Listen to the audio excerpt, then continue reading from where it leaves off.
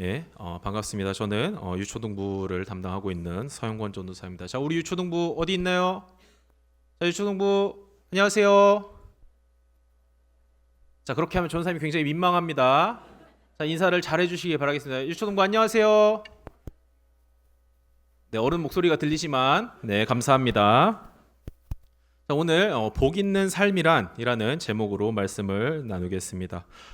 좀 말씀에 앞서서 좀 시편이라는 거에 대해서 시편 119편에 대해서 잠깐 소개를 하도록 하겠습니다. 시편은 시입니다. 시 뭔지 아시죠? 그래서 이제 시라는 것을 결국 간단하게 얘기하면 누군가의 생각이라고 표현할 수 있을 것 같습니다. 자, 그럼 이제 시편 이 119편은 누구의 생각이냐라고 했을 때 사실 누가 썼는지 정확하게 알 수가 없습니다. 그래서 저는 앞으로 이 시편 119편을 쓴 사람을 시인이라고 표현하도록 하겠습니다. 자, 이 시인은 어떤 생각을 가지고 있는지 보겠습니다. 119편 1절입니다. 제가 읽겠습니다. 행위가 온전하여 여호와의 율법을 따라 행하는 자들은 복이 있으며. 자, 이게 유초등부 친구들을 위해서 전사님이 다른 번역을 가지고 왔습니다. 네, 띄워주셨네요. 자, 전사님이 읽겠습니다. 복되어라 그 행실 깨끗하고 행동이 깨끗하고 여호와의 법을 따라 사는 사람. 자, 시인은 뭐라고 합니까? 복되다. 누가 복된 사람이라고 하냐면 하나님의 법대로 사는 사람이 복되다라고 하고 있습니다.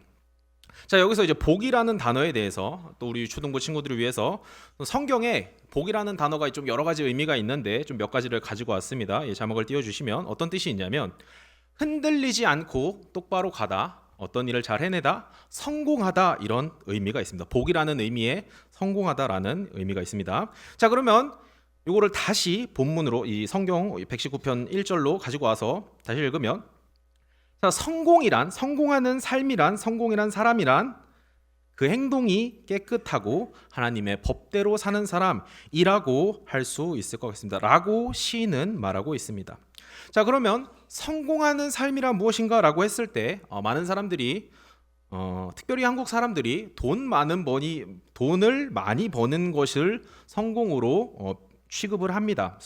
라고 표현을 하는데 자, 우리나라는 여기 계신 많은 분들도 성공이라고 하는 것을 돈 많이 버는 것을 목표로 삼아서 달려왔습니다. 그래서 사진을 보시면 우리나라가 얼마나 열심히 살아왔는지가 나와 있는데 자, 왼쪽의 화면은 6.25 때의 광화문입니다. 폐허가 된 광화문이고 오른쪽의 화면은 한 2000년대 넘어서 이제 광화문 앞에 사진입니다. 굉장히 많은 발전을 한 것을 우리는 특별히 어르신들은 더 잘 알고 계십니다. 유초등부 6.25 알아요? 예, 들어봤죠? 자, 6.25 때 우리나라가 저렇게 됐었어요. 왼쪽에 있는 화면처럼 아무것도 없었습니다. 그러다가 이제 이렇게 발전하게 되었습니다. 자, 우리나라는 잘 살게 되었습니다. 분명히 옛날보다 굉장히 잘 살게 되었는데 또 어려워진 부분이 있습니다. 이제 혹시 유튜브나 인터넷에서 봤는지 모르겠는데 또 좀 초등학생 친구들한테 좀 미안합니다만 사진을 띄워주시면 우리나라는 OECD 자살률 압도적인 1위의 국가입니다. 이거 2020년 자료입니다. 그렇게 오래된 자료가 아닙니다. 자, 이것 하나만 가지고도 돈을 많이 버는 것이 과연 성공일까? 과연 행복일까? 라는 것에 대해서 아닌 것 같다라고 표현할 수 있을 것 같습니다. 자, 그렇다면 돈을 많이 버는 것이 성공이 아니라고 하면 어떤 것이 성공인지 라고 했을 때 오늘 시인은 어떤 표현을 하고 있는지를 보도록 하겠습니다. 다시 띄워주시면 오늘 시인은 이렇게 표현합니다. 복되어라 성공하는 삶이란 그 행실 깨끗하고 여호와의 법을 따라 사는 사람이 성공한 사람이라고 표현하고 있습니다. 아멘. 자, 우리 유초등부 친구들 전사님이랑 자주 했는데 하나님의 법 하면 생각나는 게 뭐가 있습니까? 대답을 해주셔야 돼요. 살인하지 말라. 그거를 조금 멋있게 10계명. 아, 그렇습니다. 좋습니다. 자, 저렇게 잘 배우고 있습니다. 자, 10계명을 또 전사님이랑 했던 또 다른 단어가 있어요. 한 줄로 요약하면 어른 목소리가 들리는데 아이들이 대답해 주세요. 하나님 사랑 이웃 사랑. 좋습니다. 우리는 그것을 하나님의 법이라고 전도사님과 이렇게 공부를 했습니다. 자, 근데 안타깝게도 요즘 세상에서는 잘 사는 것, 돈을 많이 버는 것이 목표다 보니까 이웃을 사랑하는 부분, 특별히 뭔가 이웃과 이제 친구들과 뭔가를 나누는 것에 대해서 익숙하지 않은 것 같습니다. 그런 얘기들을 저도 많이 듣습니다. 자, 그러다 보니까 친구들한테 뭔가를 베푸는 것, 친구들한테 뭔가 나눠주는 것이 마치 틀려버린 것 같은 삶을 우리 초등학생 친구들이 살고 있는 것 같습니다. 자, 그러나 오늘 성경에서는 뭐라고 합니까?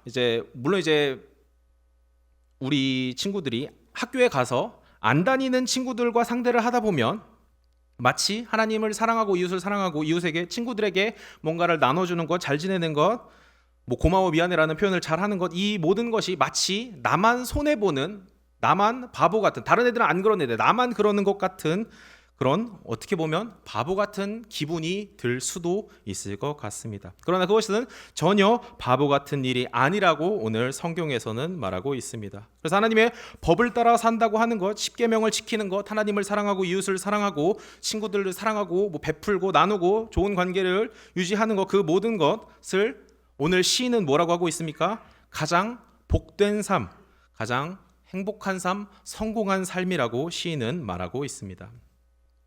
우리 또 유초동부 친구들하고 자주 했던 얘기인데, 자, 횡단보도에서 빨간불이 켜졌습니다. 건너면 됩니까, 안 됩니까? 고맙습니다. 빨간불에 건너면 안 됩니다. 자, 근데 만약에 여러분의 친구가 빨간불에 저렇게 신나게 건너가고 있습니다. 건너가면서 뭐라고 하냐면, 야, 나는 너보다 빨리 갈 거야 라고 했다고 한다면 이것은 맞는 말입니까?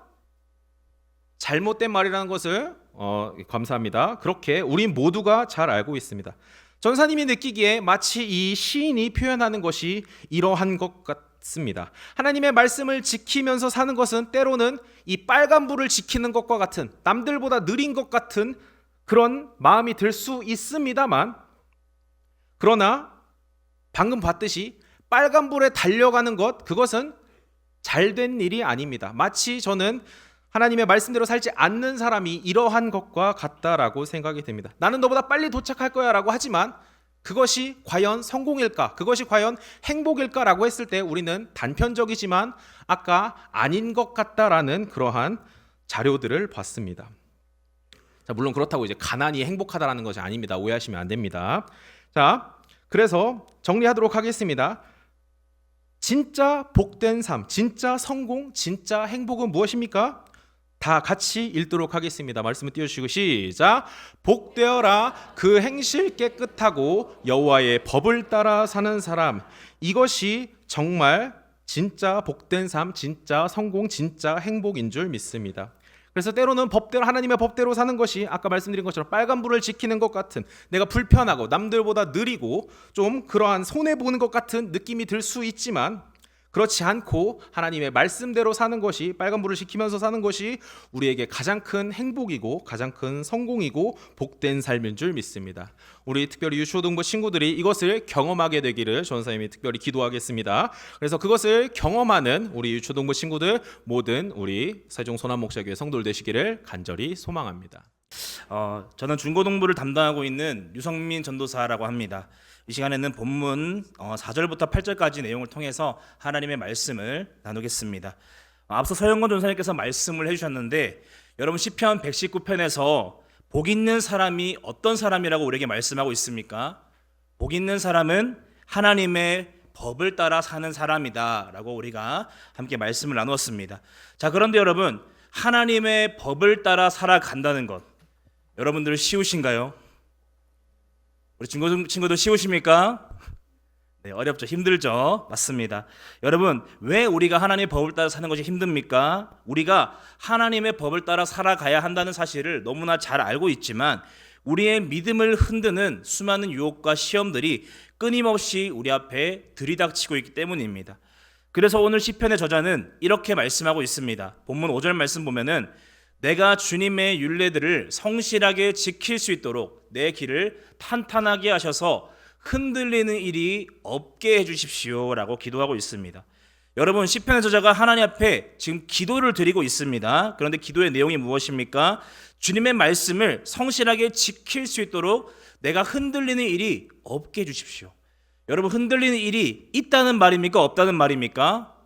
있다는 것이죠. 있기 때문에 없게 해달라고 기도를 하고 있는 것입니다. 여러분, 이 말씀처럼 우리는 하나님의 말씀을 듣고 그 법대로 순종하며 살고 싶은데 우리가 그렇게 하지 못하도록 우리의 마음을 흔드는 무언가가 있다라고 성경은 말씀하고 있는 것입니다.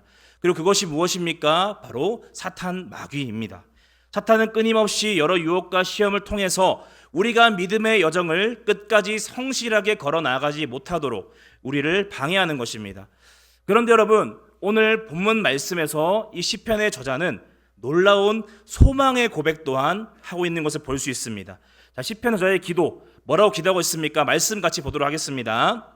네, 내가 주님의 율례들을 성실하게 지킬 수 있도록 내 길을 탄탄하게 하셔서 흔드는 일이 없게 해주십시오. 여러분, 시편의 저자가 기도하고 있습니다. 하나님께 기도하고 있습니다. 뭐라고 기도합니까? 내 길을 탄탄하게 해주시옵소서. 여러분, 우리가 이 기도를 통해 알 수 있는 것이 무엇입니까? 우리의 길을 탄탄하게 하시는 분, 그분이 바로 우리 하나님이시라는 사실을 우리가 알 수 있는 줄 믿습니다. 여러분, 하나님은 우리가 사탄의 유혹과 시험에도 흔들리지 않도록 우리를 탄탄하게 하시고 우리를 승리하게 능히 도우실 수 있는 분이라는 것입니다. 자, 그러면 이제 우리가 무엇을 해야 되는 것입니까? 우리도 오늘 이 시편의 저자와 같이 하나님께 기도해야 되는 줄 믿습니다. 내가 어떠한 유혹과 시험에도 흔들리지 않도록 나를 능히 굳건하게 세우시는 그 하나님을 믿고 날마다 하나님께 기도하는 삶을 살아가야 하는 것입니다.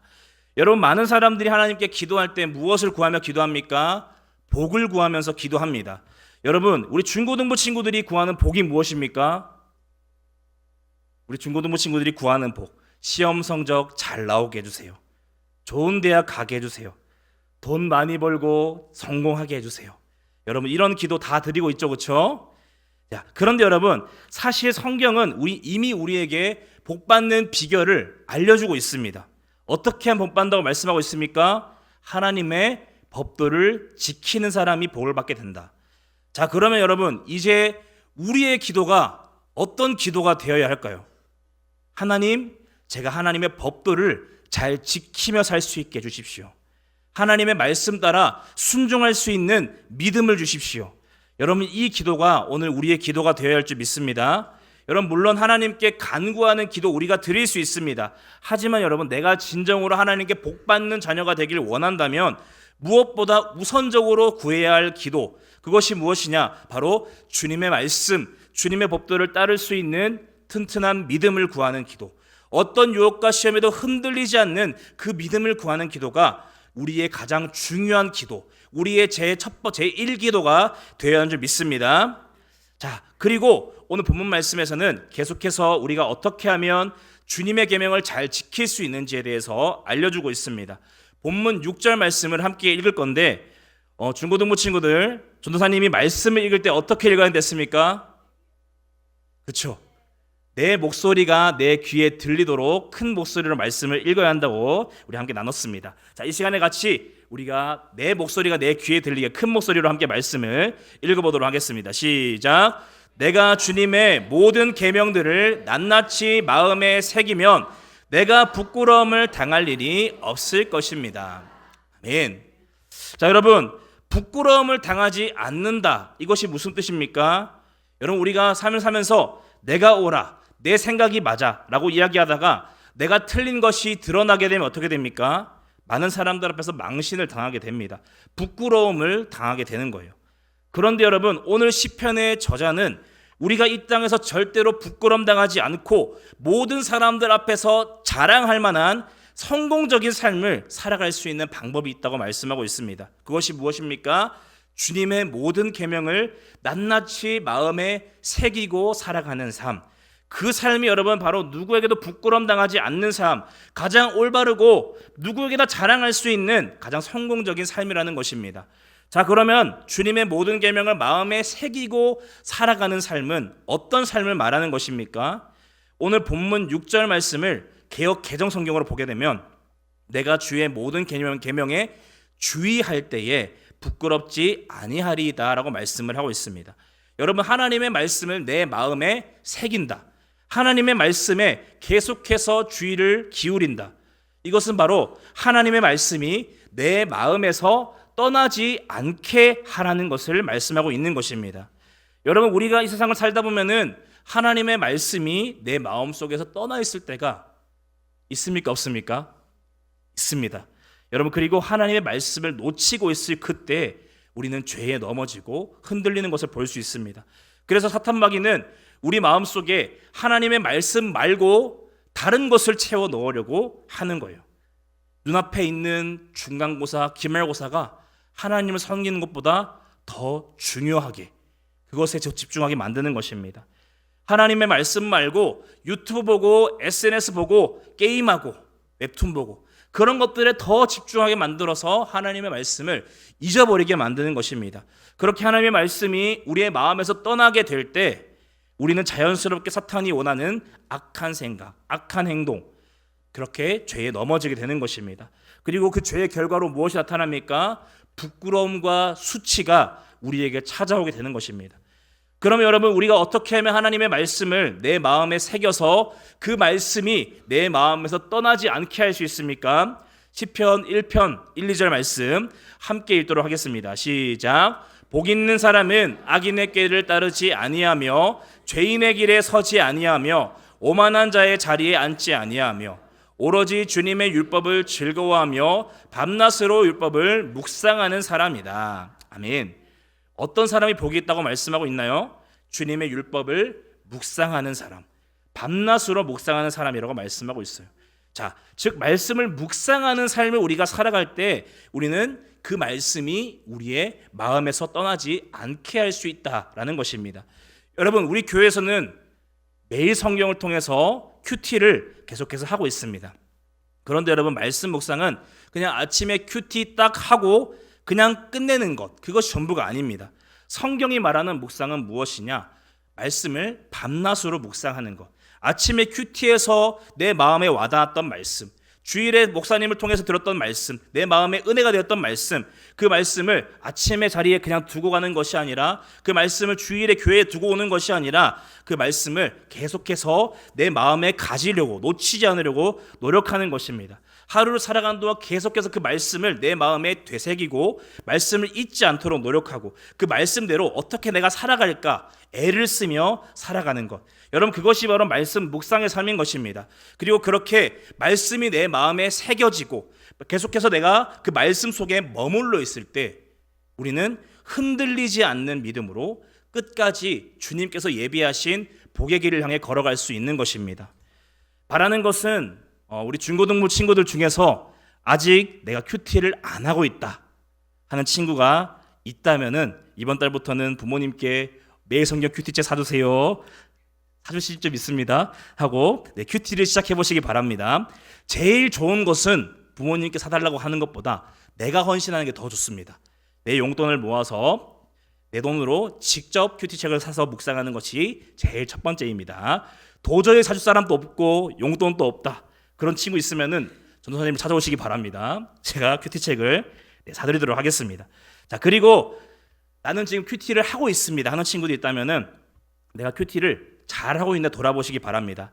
앞으로 내가 아침에 큐티하고 읽은 말씀 그냥 아침에 내 집에다가 그냥 두고 학교 가는 것이 아니라 그 말씀을 마음에 잘 새겨서 말씀을 가지고 학교에 가고 말씀을 가지고 학원에 가고 말씀을 가지고 회사에 가고 그렇게 여러분들 또 친구들이랑 그 말씀을 나누기도 하고 그 말씀을 가지고 기도를 하기도 하고 하나님께서 나에게 주시는 말씀과 함께 동행하는 삶을 살아가시기를 부탁드립니다. 여러분, 그렇게 우리가 하나님의 말씀 위에 굳건하게 서기 시작할 때 우리는 부끄러움 당하지 않고 하나님이 복 주시고 하나님이 지키시고 하나님이 인도하시는 삶을 살게 될 줄 믿습니다. 하나님과 함께 영원한 행복 속에 살게 되는 것입니다. 여러분, 그 은혜를 사모하시길 바랍니다. 그 은혜를 믿음으로 취하고 온전히 누릴 수 있는 우리 중고등부 친구들 그리고 우리 세종 선한목자교회 모든 성도님들 될 수 있기를 주님의 이름으로 부탁드립니다. 전사님들이 귀한 말씀 나눠주셨는데요. 먼저 우리 서영관 전사님께서는 복 있는 사람이란 하나님의 말씀을 지키는 거라고 말씀했고, 또 우리 유성민 전사님을 통해서는 그 말씀을 지키는 구체적인 방법으로서 말씀을 묵상하는 것, 아침에만이 아니라 아침에 묵상한 말씀을 계속 저녁 가운데 또 일터 가운데로 가져가라는 말씀을 이제 들었는데요. 저는 계속해서 9절부터 11절의 말씀을 함께 볼 텐데요. 자, 우리 9절 말씀을 한번 같이 읽도록 하도록 하겠습니다. 청년이 무엇으로 그의 행실을 깨끗하게 하리까? 주의 말씀만 지킬 따름이니이다. 예, 여기 보면 이 청년이라는 단어가 나오는데, 이 청년은 단순히 20대, 30대를 넘어서 모든 세대로 봐도 좋을 것 같습니다. 그래서 우리 모든 세대가 성공적인 삶을 살 수 있는 것은 뭐냐면 거룩한 삶인데, 그 거룩한 삶은 바로 말씀을 지키는 데서 가능하다라고 말씀하고 있어요. 그러면서 오늘 10절은 이렇게 말하고 있습니다. 우리 같이 한번 읽을까요? 내가 전심으로 주를 찾아싸우니 주의 계명에서 떠나지 말게 하소서. 여기 특별히 떠나지 말게 하소서라는 단어는요, 방황하지 말게 하소서라는 뜻이 있어요. 다시 말해서 말씀에 대한 순종을 중단할 때 우리를 흔들리고 방황하게 된다는 것입니다. 여러분, 이 같은 차원에서 우리 학생들과 우리 청년들이 기억할 것은요, 내가 말씀을 떠나게 되면은 우리는 무엇보다 젊음이라는 소중한 시간을 낭비하게 되고요, 특별히 청년 때, 학생 때 잘못된 만남 때문에 또 결혼 생활이 불행해지고 진로가 불투명해지는 것을 볼 수가 있습니다. 또 중년의 때 하나님의 말씀을 떠나게 되면은 자신뿐만 아니라 자신의 잘못된 선택으로 인해서 온 가족이 정서적으로 또 경제적으로 흔들리는 것을 볼 수가 있습니다. 또 우리가 노년의 때 불순종하게 되면 인생의 허무와 고립 속에서 열매 없는 삶을 살아갈 수밖에 없습니다. 저는 말씀을 준비하면서 왜 모든 세대 가운데서 이렇게 방황하며 고통하는 삶을 살게 될까? 가만히 생각해 보니까는 우리 안에 고집 때문에 이런 방황이 있는 것을 볼 수가 있어요. 제가 우리 학생들도 많이 대하지만 어린 학생이 고집을 피우면요, 참 걱정스러울 때가 있어요. 근데 학생뿐만 아니라요, 중년이 됐는데도 중년도 고집이 센 사람들은요, 소귀에 경읽기가 돼가지고 아무리 좋은 말씀을 해도 그냥 흘러 지나가는 것을 볼 수가 있어요. 노년은 말할 것도 없지요. 고집 센 노년의 삶은 답이 없는 것을 볼 수가 있습니다. 그래서 왜 사람들이 이렇게 고집 가운데 살아갈까를 생각하면서 고집이라는 단어를 저는 이렇게 정리해 봤어요. 고집은 뭐냐면 고생을 가중시키는 자고의 집착이다. 자아의 집착이라는 거예요. 공감이 가시나요? 고집이 뭐냐면 자꾸 자신의 삶에 고생을 가중시키는 거예요. 근데 왜 뭐가 고생을 가중시키냐면 자기 에고. 그래서 여러분들이 그런 얘기는 밖에 가서 하면 안 될 것 같아요. 아, 나는 그래도 고집이 있는 사람이라고. 그거 실은 그 욕이에요. 자기 얼굴에 침 뱉는 거죠. 특별히 신앙생활하는 사람이 있어서 하나님 앞에서 고집을 피우게 되면요, 참 인생이 잘 풀리지 않는 것을 볼 수가 있어요. 제가 이런 차원에서 저도 남자이지만 우리 남성들에게 참 권면하고 싶은 것은 please, 제발 고집 부리지 말고 아내의 말 좀 들어주시기 바랍니다. 남성 여러분들, 아내의 말만 들어도요, 여러분 손해는 안 봐요. 제가 중년이지만 참 어떤 분들은 걱정되는 분이 있어요. 좀 중년이 됐으면 아내 말도 들을 때가 되지 않았습니까? 내가 이렇게 살아서는 고집 피고 살아서는 안 되겠구나 알고 좀 아내의 말을 들으면 될 텐데 여전히 자기 고집을 꺾지 못하고 자기 방식대로 살아가요. 근데 그 결과를 보시라는 거예요. 자기 고집으로 살아서 결과는 나뿐만 아니라 나의 잘못된 선택으로 인해서 내 아내와 자녀들이 정서적으로 경제적으로 힘든 삶을 살고 있다면 좀 우리 고집을 내려내야 되지 않을까요?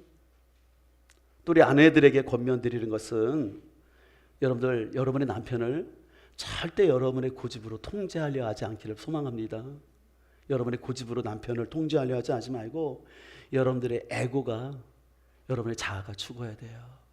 그래서 주님 앞에 하나님, 제가 더 죽게 해주세요.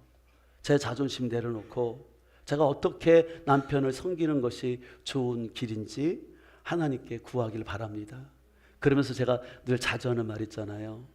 말을 어떻게 해야 된다? 예쁘고 부드럽게. 여러분들 아세요? 남자들이 되게 여리다는 거? 예, 특별히 중년의 남자들이 마음이 되게 어립니다. 그래서 아내가 화를 내면 무서워요. 아내의 목소리가 커지면 신경 쓰입니다. 그래서 아내 여러분들, 여러분의 남편을 불쌍히 여기셔서 제발 말을 부드럽게 해주세요. 따뜻하게 해주세요. 그리고 남편이 좀 그만 듣고 싶으면 거기서 스톱하세요. 어떤 분들은 너무 이성적으로 따지면서 막 이렇게 결과를 보려고 하는데요. 남자들은요, 화나면 동굴에 들어가서 시간이 필요한 존재예요. 그럴 때 여러분들 너무 똑똑한 이성으로 남자들을 코로로 묻지 마시고 그냥 스톱하고 기다려 주십시오. 그러면 아내의 도움을 구하기 위해서 나올 수밖에 없는 게 남자예요. 어쨌든 우리는 이런 고집을 피우지 않아야 되는데, 그렇다면 우리가 고집으로 인한 인생의 방황과 실패를 극복하는 길은 무엇일까요? 11절을 세 번 얘기해서 다음과 같이 말씀하고 있는데 같이 한번 읽겠습니다. 내가 주님께 범죄하지 않으려고 주님의 말씀을 내 마음속에 깊이 이 깊이 간직하다라는 것은 뭐냐면 말씀을 건성으로 듣거나 말씀을 쉽게 생각하지 않는다라는 거예요. 그래서 여러분들 말씀을 건성으로 듣는 사람들의 특징은 이런 말을 자주 하는 것 같아요. 이 정도는 괜찮아. 다 이 정도는 하는 거야. 나중에 할게. 여러분 죄송하지만 우리 인생에는 결정적 타이밍이 있어요. 결정적 시기가 있어요. 그거를 놓치지 않기를 간절히 소망합니다. 그래서 하나님께서 여러분들에게 말씀하실 때 그 말씀을 여러분들이 꼭 붙들 수 있는 은혜가 있기를 소망합니다. 우리가 하나님의 말씀을 깊이 간직하지 않고 가볍게 여기는 습관은요, 인생의 실패를 가져옵니다. 여러분들이 우리가 119편을 보는 이유가 지금 이번 큐티 본문이 119편인데 여러분들 119편은 176절까지 되어 있어요. 히브리서 알파벳 순서에 따라서 22개의 알파벳을 가지고 8달러씩 해서 이렇게 길게 얘기하고 있어요. 왜 이렇게 길게 얘기할까요? 그것은 말씀의 중요성을 강조하기 때문입니다. 그래서 176절은 이렇게 말하고 있어요. 나는 길을 잃은 양처럼 방황하고 있습니다. 오셔서 주님의 종을 찾아주십시오. 나는 주님의 계명을 뭐한 적이 없다고 고백합니까? 이것은 간절한 소망을 담은 거예요. 하나님, 제가 주의 계명 잊지 않고 살아가게 해주세요. 제가 주의 말씀을 가볍게 생각하고 살아가지 않게 해달라는 시인의 고백인 것이죠. 그래서 우리 인생의 방황을 멈추고 쉼을 얻을 수 있는 길은 주님의 말씀을 내 마음에 두는 것인 줄 믿습니다. 이번에 생명의 삶 상기 수료하신 분들이 지난주부터 간증을 쓰고 있는데 그 간증을 보게 되면 우리 지체들이 처음에 실장할 때는 생명의 삶이 어려울 것 같이 생각하지만 말씀을 요약하면서 그 말씀이 자신을 성찰하게 되고 함께 말씀을 혼자 배우는 것이 아니라 공동체와 함께 말씀을 배우면서 그들의 신앙이 변화되었고 또 다른 지체의 변화되는 모습에 함께 공부하는 분들이 더 감동해서 눈물이 나오고 그래서 여러분 성경 공부는요 혼자 독학하는 것이 아니라 공동체와 함께 할 때 은혜가 더한 줄 믿습니다. 오늘 우리 임선미 성도님 귀한 간증하셨는데 말씀은 우리를 변화시키는 능력인 줄 믿습니다. 그래서 여러분들 하나님의 말씀을 잔소리나 나를 올가매는 짐으로 생각하지 아니하고 하나님이 나를 사랑하시기 때문에 말씀 주셨음을 여러분들 꼭 기억하기를 소망합니다. 오늘 그래서 시인은 이렇게 176절에 걸쳐서 하나님의 사랑이 그만큼 크기 때문에 이 말씀을 전하고 있는 것이에요. 사랑하는 성도 여러분, 우리는 말씀을 지켜서 사랑받는 것이 아니라 하나님의 사랑에 감사하여서 말씀을 묵상해야 할 줄 믿습니다. 그리고 하나님 말씀 안에 있을 때 내가 친밀한 가운데 살아갈 수 있잖아요. 우리 생명의 삶을 마친 분들은 늘 이걸 기억해야 됩니다. 다른 건 잊어도 모든 것은 관계다. 지금 내가 하나님과 어떤 관계 속에 있는가? 내가 목장 안에서 어떤 관계 속에 있는가? 내가 직장 안에서 어떻게 관계를 하고 있는가? 그 관계를 잘하는 길은 다른 것이 아니라 하나님의 말씀을 무겁게 여기는 것입니다. 그래서 잠언 9장 10절에 이렇게 말합니다. 여호와를 경외하는 것이 지혜의 근본이라고 말하고 있습니다. 경외라는 것은 하나님의 말씀을 무겁게 여긴다라는 것이죠. 하나님의 말씀을 무겁게 여길 때 유혹 많은 이 세상 가운데서 우리를 흔들리지 않게 할 줄 믿습니다. 특별히 우리 대학생들이 있는데 여러분들 이제 대학교 들어가면 여러분들 유혹하는 게 너무 많을 거예요. 동아리도 너무 재밌고요. 선배들도 참 좋고요. 먹을 것도 많고 흥겹습니다. 근데 그때 여러분들 예배를 절대 가볍게 여기지 않기를 간절히 소망합니다. 시험도 있고 동아리 활동도 있고 여러 바쁘지만 여러분의 청년들이 예배를 무겁게 여길 때 그 삶은 흔들리지 않아요. 그런데 내가 한두 번 예배를 가볍게 여기고 자꾸 세상으로 흘러가게 되면은 그것이 여러분의 삶의 위기가 될 수 있다는 걸 잘 기억하시고 우리 모든 공동체가 하나님의 말씀을 마음에 깊이 담아두고 무겁게 여김으로 인하여서 하나님이 주시는 귀한 은혜가 여러분의 삶 가운데 풍성히 경험되어질 수 있기를 주님으로 축복합니다.